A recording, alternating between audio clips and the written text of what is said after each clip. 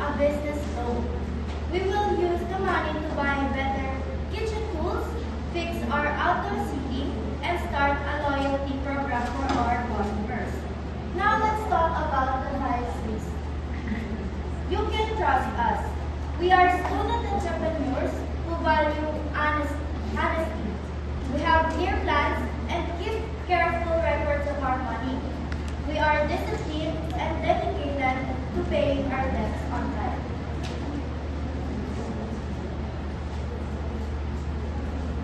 Because we are 24 hours, open 24 hours, we have steady income to pay back the loan. Also, we have collateral. This means the bank is protected because we own our coffee machines, kitchen equipment, and furniture, and the shop. We already invested our own personal savings into this business. This shows we are committed.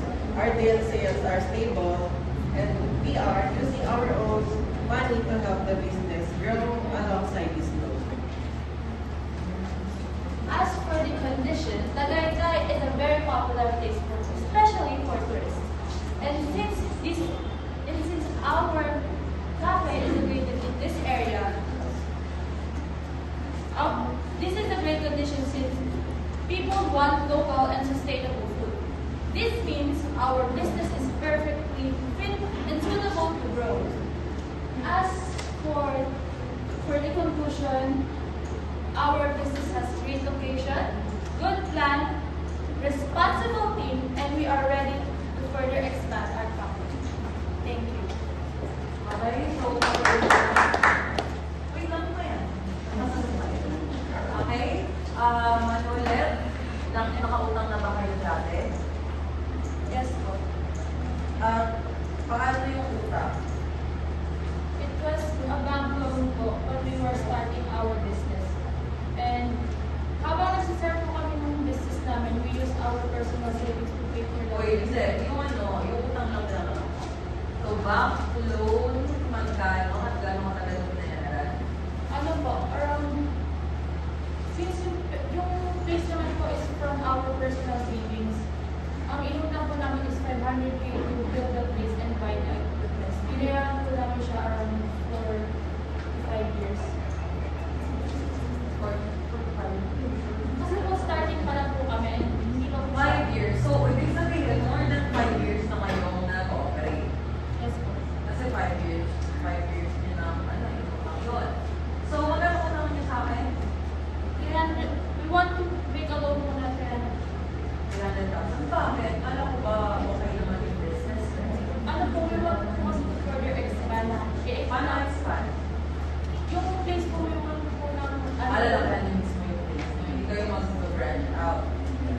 Ang gusto po namin is i-renovate po and tapos yung sa mga equipments po, lalo na po sa mga equipments na din to make coffee. Okay, kaya naman na kayo babayaran ng 300,000? Plan po namin is pay for 2 years. 2 years. Magkano ba kinikita nyo per month? Roughly po, our maximum po is 300K. Per month? 200 po. 100K per month. Okay, So, para saan yung pagpunta nyo sa akin ng 300,000? Kaya nyo naman pala i-provide nyo.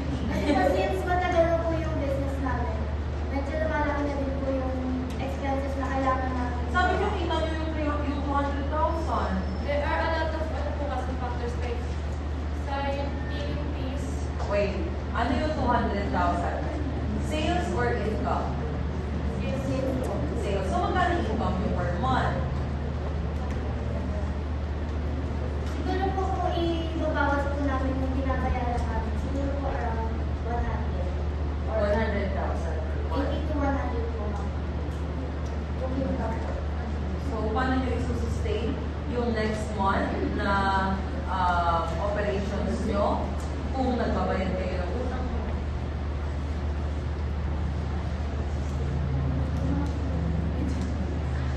Kasi di ba 100,000 yung natitira sa income nyo? Tapos yung 300,000, 2 years yung babayaran magkano ang monthly payment nyo? Ay, naku, di pa kinompute.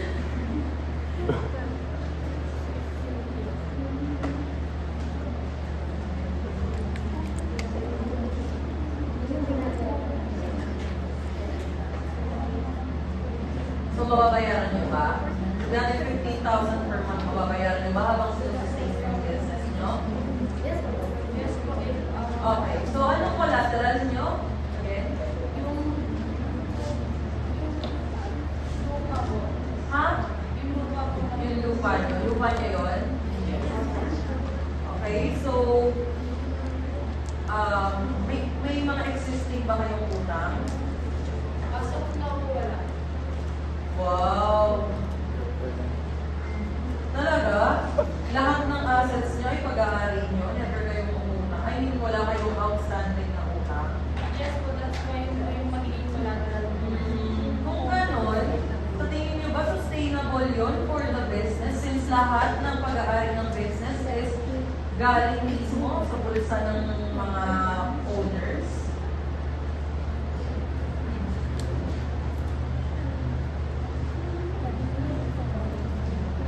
%100% ng assets nyo is from the owners. Healthy ba yun para sa business nyo? Hindi lang naman po galing sa owners, galing din po galing sa shareholders. Oo nga. I Ano mean, po? siyempre sa owners yun galing kasi wala kayong liabilities eh. Kasi kung sa shareholders tapos utang yun, liabilities pa rin yun. Kasi ma'am, yung po, kaya po kami nangungutang kasi po, since nabayaran na po namin yung nakaraang utang namin, kaya we need to make another utang para magkaroon Para kami masaya ng... ka, sige. Nangyari kayo, Tagaytay, kamusta naman ang mga competitors? Currently po, marami din po yung mga competitors na nagtagal. Oo. Eh, paano yung business nyo? Since po, matagal na din po kami, mas nakilala na din po kami sa inyo. That's why we want to grow and expand para po mas mapagaan pa po yung business natin. Okay, pakirevise na lang yung content ng PowerPoint lesson